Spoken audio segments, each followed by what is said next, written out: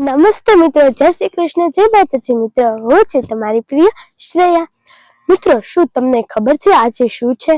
હું કહી દઉં. આજે છે રામનવમી અને આજે હું તમને રામનવમી વિશે થોડી માહિતી આપીશ. રામનવમી વસંત ઋતુમાં આવતો સુંદર હિન્દુ પવિત્ર તહેવાર છે.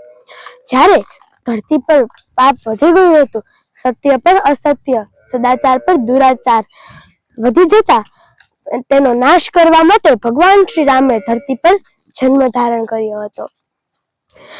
આ રામનવમી માત્ર ભગવાન શ્રી રામના જન્મની જ નહીં, પરંતુ એક એવા પુત્રની આપણે યાદ અપાવે છે કે એક વ્યક્તિએ પોતાના પિતા, માતા, ગુરુ, પત્ની અને ભાઈ પ્રત્યેની ફરજો તથા કુટુંબ અને સમાજ પ્રત્યેની ફરજો નિષ્ઠાપૂર્વક બજાવે તથા મર્યાદા પુરુષોત્તમ તરીકે એક પૂર્ણ પુરુષ તરીકે જીવન વ્યતીત કર્યું.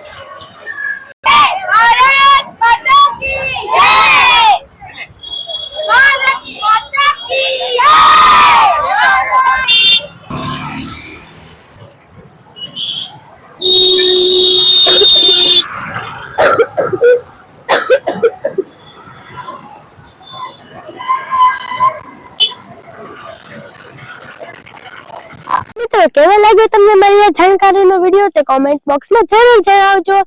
અને હા, હજી સુધી તમે મારી ચેનલને સબસ્ક્રાઇબ ન કરી હોય તો જલ્દીથી કરી દેજો, જેથી કરીને તમને મારા નવા વિડીયો જલ્દીથી જલ્દી જોવા મળે. હવે આપણે મળીશું નવા વિડીયોમાં. ત્યાં સુધી આવજો. અને તમારે ઓલ ગુજરાતમાં પોતાના બિઝનેસ માટે જાહેરાત કરવી હોય તો નીચે આપેલ ડિસ્ક્રિપ્શનમાં જે નંબર છે એની ઉપર તમે કોલ કરીને જણાવી શકશો. અને ફરીથી મારી સાથે બોલો, જય જય શ્રી રામ.